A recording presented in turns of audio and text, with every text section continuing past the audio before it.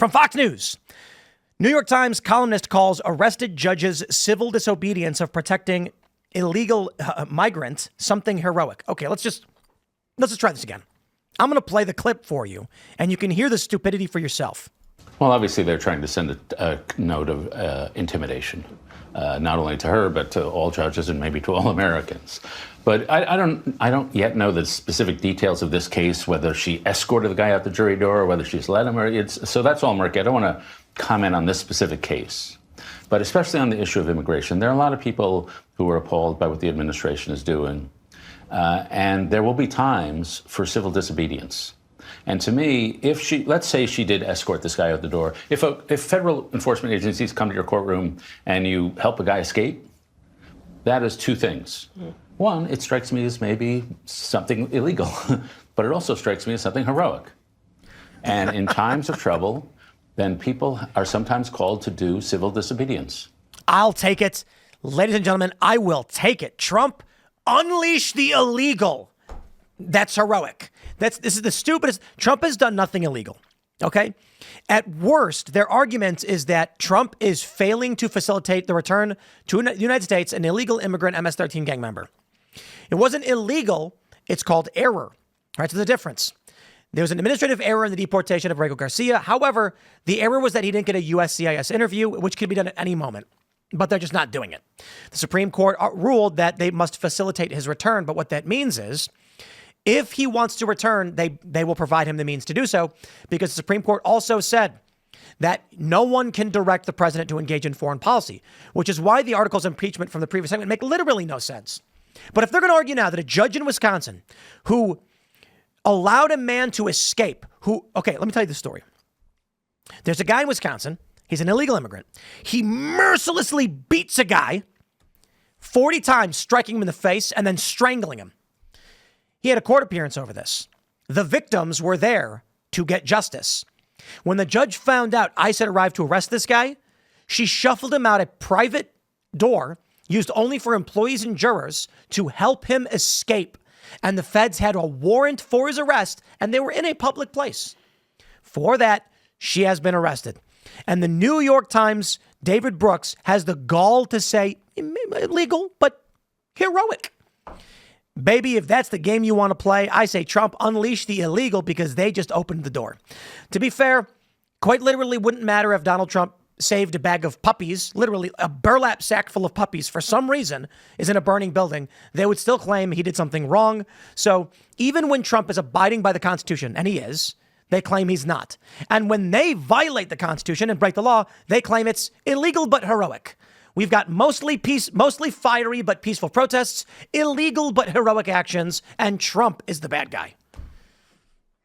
I mean, they're lawless. This is what we've been saying around this table for a while. Is they will side with the criminals every time if it's if it is against Trump. I just don't get why they're so evil. I mean this sincerely. Tim, in these people's head, they think they are harboring Anne Frank, protecting these illegals from the Nazi Trump. I believe that's what they think in their head. No, I disagree, because they hate Jews.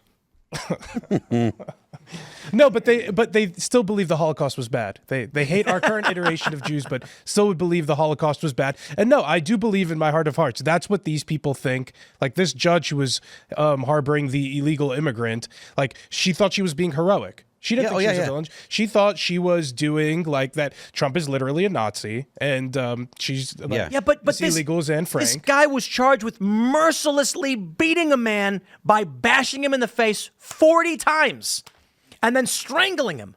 That's what Fox News was reporting about it. And then the victims were there, and she's like, "You get out of here." Yeah, I just want to give advice to everybody. If you're ever referencing a beating, you always have to add the word merciless. Yeah. It strikes, you know. Really gets the point across. Like if you were going to say someone beat a child, you have to say they mercilessly beat a child. Your movements too, also really. You got to just boom. Amazing. So in this regard, I've been talking about Trump using wartime, like being a wartime president. I did not make this up. Will Chamberlain was talking about this years ago. What it means is you are in a state of crisis or conflict. It does not mean active active war like bombs are dropping. What it means is be a president who uses his authority to uphold the rule of law and protect your country, and don't be this wishy-washy, we don't want to do these things because Democrats will do it too. The point is they're already doing it. Democrats are outright saying right now they are doing illegal things, and they view it as heroic. That's the narrative. I think the posturing is also very ridiculous because Democrats and progressives have been posturing as though like, oh, Trump doesn't like this judge's decisions, and that's why he arrested the judge. But that's not why. It's because the judge was breaking the law, and nobody in this country is above the law. And actually, in today's press briefing at 8:30 a.m. that Caroline Levitt held, a journalist asked, Salty. I was a little bit salty. It was also like post their ball weekend, but somebody asked her whether more judges or judges higher up would be considered for arrest, and then she said she wouldn't answer hypotheticals. But I was just thinking to myself, anybody can be arrested if they break the law. It doesn't matter what judge you are. Donald Trump was famously arrested and he had a mugshot taken. So clearly nobody is above the law in our country. So that's why I think the posturing on trying to say, oh, he's coming after the judges. Judges who break laws need to be gone after. It doesn't matter. Yeah, the fact that they're trying to distract from the fact of the matter is the left is trying to distract from the reality of the situation, which is that the judge broke the law. The narrative that you hear from the left is, oh, he's going after judges, as if they had not broken the law. It's totally normal to go after a judge that has broken the law. Anybody who breaks the law. And yes, but the idea that judges are somehow above the law or sacrosanct or can't, their honor would never be impugned. They can't. You can't imagine that a judge would ever do something illegal. Well, of course they would. They're human beings. But this deification that the left is doing is all just about performing a function, which is to fool the viewer, the American people, into thinking that Donald Trump is doing something that he's not. And this is the MO of the left for the past 10 years. We go ahead. And so nobody should be above the law, but that's not what we've seen in practice. We've seen where people pick and choose, and to me, if there is a law on the books, well, we should be following it. If you don't like the law, change the law. That's why we have a government that's supposed to be for the people, by the people, is that if there's laws that we think, should be changed, we'll just go in and change them rather than decide, oh, well, we're not enforcing that. Oh, well, we're not going to prosecute this person. This is all about narrative building and about deceiving the American people. You mentioned the whole what they called it, nerd ball or whatever, the White House Correspondents' Dinner that they had, and those awful. Are you going to talk about it? I attended no parties, by the way. I feel like it's so strange too. I was invited to a party, but I thought it was weird to be like rubbing backs with like even Secretary of State Marco Rubio. Yeah. It just felt wrong. Like I'm supposed to be covering you, not like slapping backs, drinking beers. Fair enough, but the point is, if you listen to a lot of the speeches that were being made, they were trying to cover for themselves all weekend. They were saying, oh, well, we missed this. We missed Biden's decline. We have to do better. They don't trust us because we didn't see this. And that is a blatant lie. They were party to the deception. They intentionally did not report these things. It wasn't about, this slipped by us. They were the cover up, and now they're trying to cover it up again. Absolutely. Well, and the reason why they can get away with this narrative thing is because people have such short attention spans. They'll be scrolling along on their phone. They'll read the headline and be like, oh, well, this news agency said it, so it must be true. And then they move on and they scroll past it and they just believe it. Do you believe most people believe it? Now, granted, it may be because I'm in a bubble, but I feel like people don't believe that. I believe what? The headlines? Believe that the media missed that Joe Biden was bad. Anybody that paid attention to Joe Biden, they do believe that. Do you think that even people that paid attention? Man. I'm talking about people that act. I'm not talking about the people that are. I understand. Like the average person does believe the media made a mistake. Bro, I'm going to say it again. Hassan Piker did not know that Abrego Garcia was from El Salvador.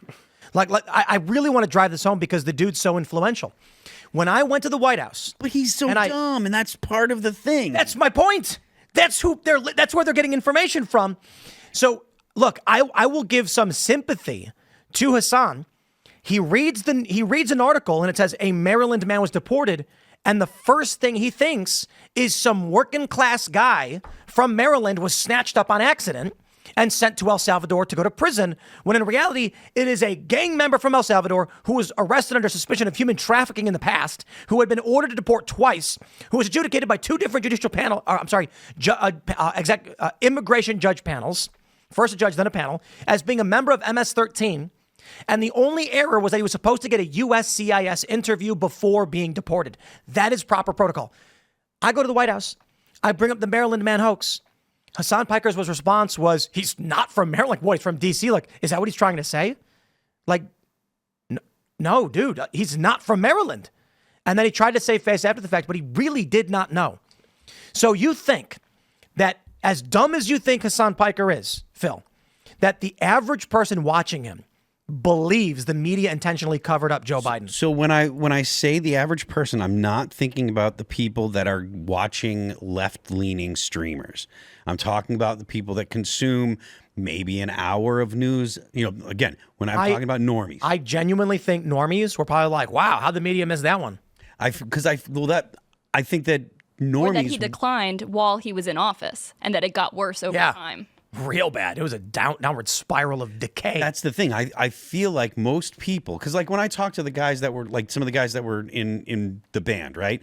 They knew Joe Biden wasn't there. Thanks for checking out this clip from Timcast IRL. Make sure to watch the show live Monday through Friday at 8 p.m. Subscribe to this channel, and we will see you all there.